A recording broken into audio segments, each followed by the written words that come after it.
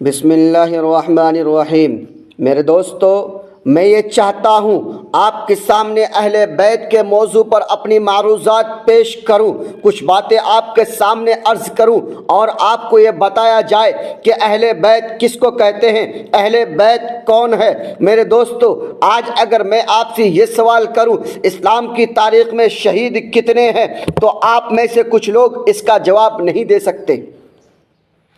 آپ یہ سمجھیں گے اسلام کی تاریخ میں صرف ایک شہید ہیں جن کی شہادت کا دن صرف 10 محرم ہے اور کوئی شہید نہیں۔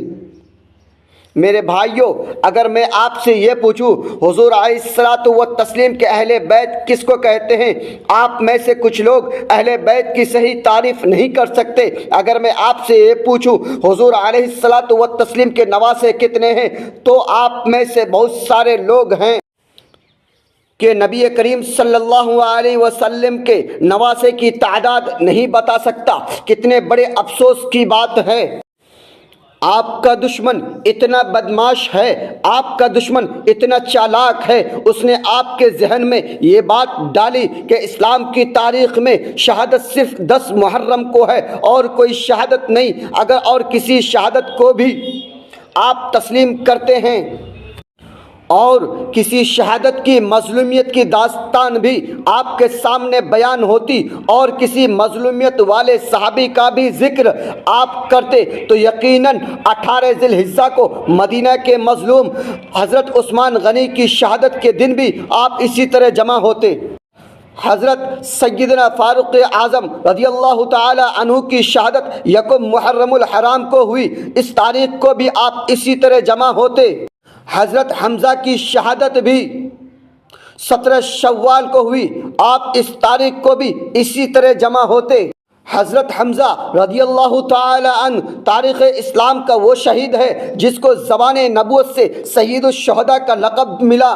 حضرت حمزہ رضی اللہ تعالی عنہ کو رسول اللہ صلی اللہ علیہ وسلم نے سید الشہداء فرمایا۔ ان کی شہادت پر نہ سنی کو تکلیف ہو، نہ ذاکر کو تکلیف ہو، نہ مولوی کو تکلیف ہو، نہ پیر کو تکلیف ہو، نہ آپ کو تکلیف ہو۔ جس نبی صلی اللہ علیہ وسلم کے چچا کی لاش کے 12 ٹکڑے احد کے پہاڑوں پہ بکھیر دیے گئے، اس حمزہ رضی اللہ تعالی عنہ کی شہادت کا پتہ نہیں۔ میرے دوستو، اسلام کی پوری تاریخ شہیدوں سے بھری پڑی ہے۔ حضور علیہ الصلوۃ والتسلیم کی 23 سالہ دور نبوت میں 256 صحابہ شہید ہوئے۔ خلافت راشدہ کے 50 سالہ دور میں 27,000 صحابہ شہید ہوئے۔ حضور علیہ الصلوۃ والتسلیم کے 23 سالہ دور نبوت میں 256 صحابی شہید ہوئے۔ خلافت راشدہ کے 50 سالہ دور میں 27,000 صحابہ شہید ہوئے۔ بدر کے میدان میں 14 صحابی شہید ہوئے۔ احد کے میدان میں 70 صحابی شہید ہوئے۔ حنین کے معرکے میں 13 صحابی شہید ہوئے۔ تبوک کے سفر میں 12 صحابی شہید ہوئے۔ خندق کی وادی میں 19 صحابی شہید ہوئے۔ بیر معونہ میں 67 صحابی شہید ہوئے۔ متفرق طور پر 56 صحابی شہید ہوئے۔ بنی لحان کے قبیلے میں 10 صحابی شہید ہوئے۔ یہ شہید ہیں اسلام کی تاریخ میں۔ اگر ان شہیدوں میں آپ ایک ایک شہید کی یاد میں جلسے کریں، پورا سال انہی شہیدوں کو خراج تحسین پیش کرنے پر گزر جائے گا۔ آپ حضرات سے ایک ہی گزارش ہے، آپ حضرات میرے ویڈیو کو ضرور دیکھیے، like, comment, share and subscribe کیجیے۔